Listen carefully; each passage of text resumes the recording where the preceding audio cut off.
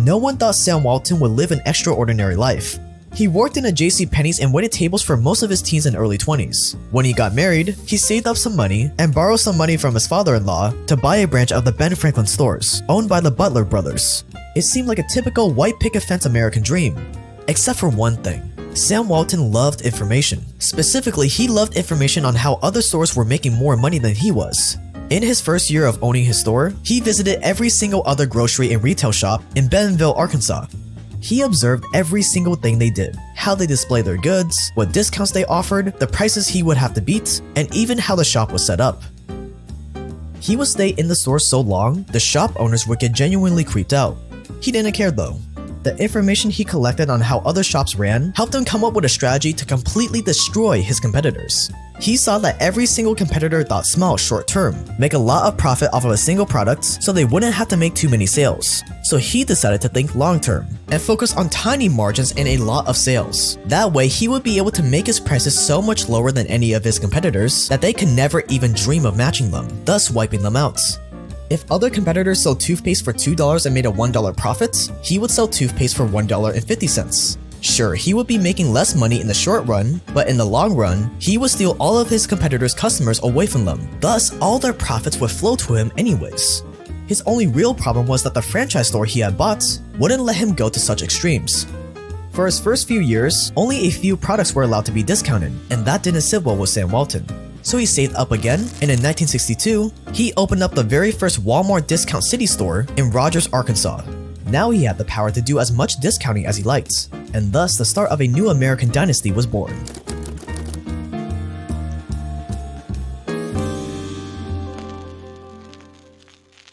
My aching back, I've been to so many stores. Shopping the Walmart way. I'm back. So soon? I got everything I need at Walmart. That's the idea. Shopping the Walmart way makes saving simple and convenient. Everything at Walmart is always at a great price. That's real savings. That's the Walmart way. Walmart's Super Inflation Buster Sale blasts through the inflation barrier with big discount savings on hundreds of everyday items. Like Conair's Lots of Curls Curling Iron, now just $3.93. Renews its 6-ounce air freshener, only 31 cents. Kleenex tissue discount price to just 48 cents. Colgate 9-ounce toothpaste, only $1. And Cordite Heavy Gauge 26-gallon trash can liners, just 96 cents for the 20-count box. For Super Inflation Buster savings on hundreds of items. Shop Walmart now through Saturday. In 1969, Walmart was incorporated, and within just 11 years, there were more than 270 Walmarts across America. Sam Walton had discovered a simple yet overlooked universal truth. People love discounts above all else. In small towns or early targets, you would move in and every other retail or grocery store in the area would have to shut down. There was no way they could compete with your prices. Even if they sold their goods at cost, they still couldn't even come close to Walmart's, because of the power of the economies of scale. If a family-owned retail shop bought 100 t-shirts for $5 each, they could sell it for $6 in their store and make a $1 profit. But because of Walmart's size, they could buy 100,000 t-shirts, negotiate the price down to $3.50 each from the supplier, and then resell those shirts for $4.95. You're able to beat your competitor's price by more than $1 while making even more profits. And even if the family-owned store dropped their price to $5 so they wouldn't be making any money, their prices would still be more expensive. That was the beauty of discounting. Walmart got so famous for putting competitors out of business, it earned a nickname, the Walmart effect. Whenever a Walmart moved into town, all the small retail competitors would have to close, and you would basically have a monopoly over the retail industry in that town. It got so bad that people started accusing Walmart of predatory pricing, making prices so low that you knew your competitors would close down. Well, they weren't entirely wrong. Destroying his competition was, after all, Sam Walton's only goal. 11 years into business, and Walmart breaks $1 billion in sales. 7 years later, that number 15x to $15 billion. By the year 2020, Walmart was at the top of the Fortune 500 list. Since then, Walmart has consistently been either the first or second largest company by revenue in the world. But discounting was only part of the makings of this empire. To get to the top, Walmart would have to step on a lot more shoes than just the small businesses it shut down. Walmart made money in retail. But today, one of the most trending ways to make money is by trading NFTs, where people are making life-changing money just from getting in on an NFT hype early on, buying and then selling soon after for insane amounts of money. And one way to do that is to look at what crypto whales are buying. Crypto whales are influential people who have a ton of crypto. So if they buy an NFT project, others tend to follow, pushing the price up. The hard part is catching on to these crypto whale hype trains early on so you're not left holding the bag. Are most of these NFTs useless? Absolutely, but that doesn't mean you can't make money off of them. That's where Project MetaMugs comes in. And this is free, by the way, so you're gonna want to stick around. MetaMugs is a tight-knit community tailor-made for beginners who are looking to make money in the NFT space. And within their Discord, they have what's called their Whale Bot Tracker, a tool that monitors the wallets of crypto whales and sends you a Discord alert every single time they buy an NFT project. Once you get alerted, you can check out the NFT project they bought, buy it yourself if you want, and sell at a hopefully higher price. And the best part is that this Discord is 100% free right now with the link below. The catch is that when their MetaMugs NFT project launches, the Whalebot and the other tools and resources in the Discord will only be available to the holders of the NFT, which has a very low supply of only 4,444 MetaMugs, so you're gonna want to get in while you can for free. They're also doing a giveaway for 100 whitelist spots within their Discord. They plan to mint this January. All you gotta do is join the MetaMugs Discord for free by going to jake.yt/metamugs with the link below. It literally costs $0 and you have zero obligation to buy anything. This link will take you to their Twitter where you can follow them, and then join the Discord with the link in their Twitter bio. Again, that's jake.yt/metamugs with the link below. Thanks to MetaMugs for sponsoring this video. Stocking is one of my things I like to do here at Walmart. I like to organize things so they look perfect. I have a system which just basically is I do everything one step at a time. It's like building a pyramid. It looks neat. People like attractive things, and eventually you get your finished product. Everyday low prices keep our associates busy all year. The holidays mean they'll just be a little busier.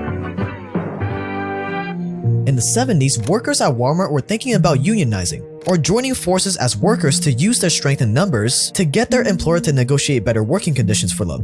That didn't last long. As soon as Walmart learned about the potential union, they hired a union-busting consultant to come up with a strategy to bust up potential unions.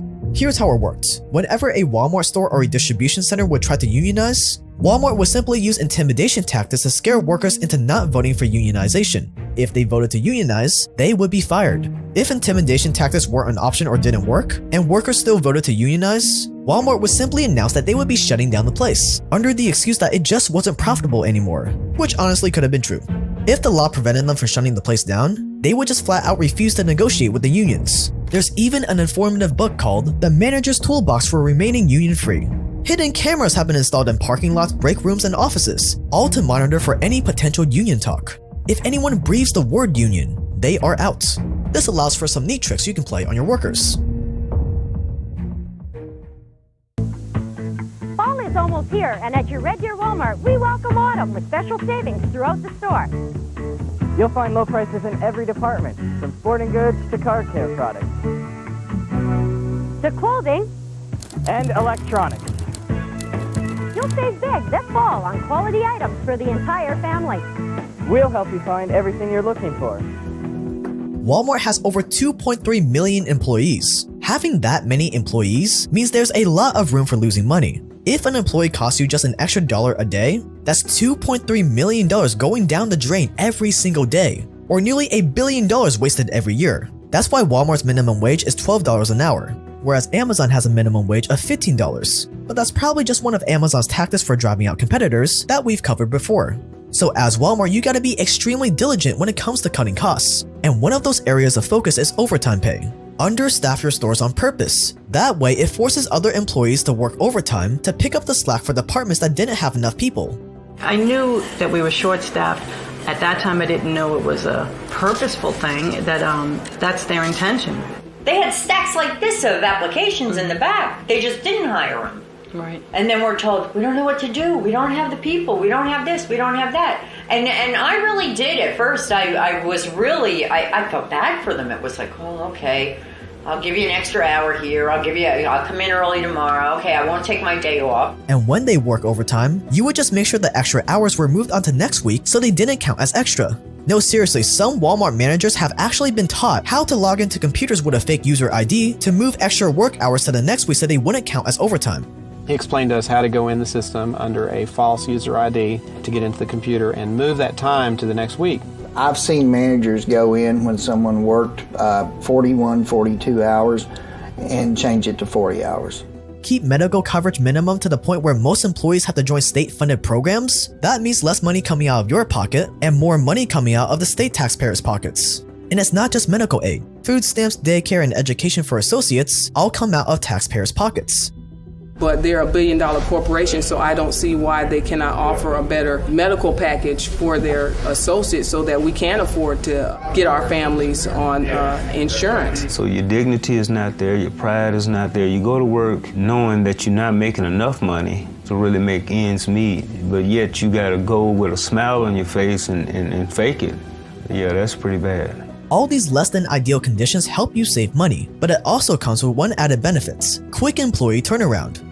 Around 70% of Walmart employees leave within their first year. Now this might sound bad, but in reality, it's a blessing in disguise. Employees that don't stick around means that they won't ask for raises or promotions. You can just keep paying them low wages because most of your employees are new, and that's the expectation with a new job. And being that Walmart shuts down most of the other retail jobs in the area, Walmart, along with other big chains, usually becomes the only options available for a low-skill job. And overseas, it's an even dire story. Bob, you're restocking housewares. Surely you're on register 8, you in the yellow. You know what to do.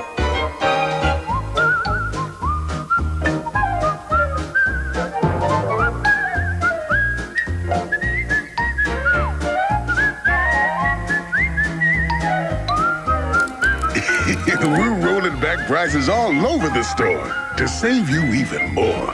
Always low prices, always Walmart. Remember the Bangladesh factory fire in 2012? No?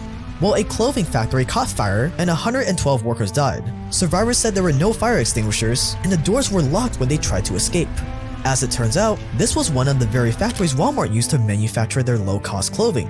At first, Walmart tried to deny it, but then pictures of Walmart's clothes and Walmart labels lying around after the fire made that denial a little hard to believe.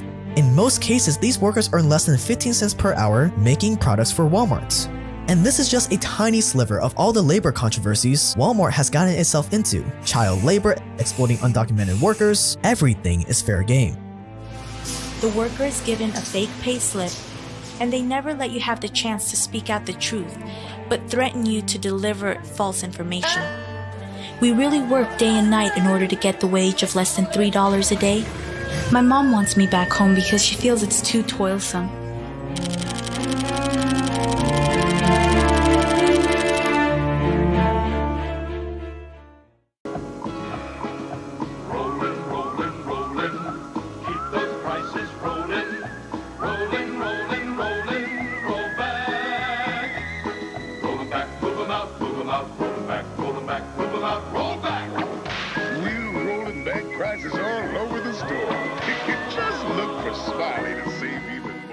Even after all the scandals, Walmart is still the biggest company in the world by revenue. In 2020, Walmart made over $500 billion in sales. That's around $1.5 million in profit every single hour. In 2021, Walmart has over 10,000 stores in 24 countries, and most of it is still owned by the Walton dynasty, proving that the general public is willing to turn a blind eye to anything for their own personal gain, even if it's just a tiny discount.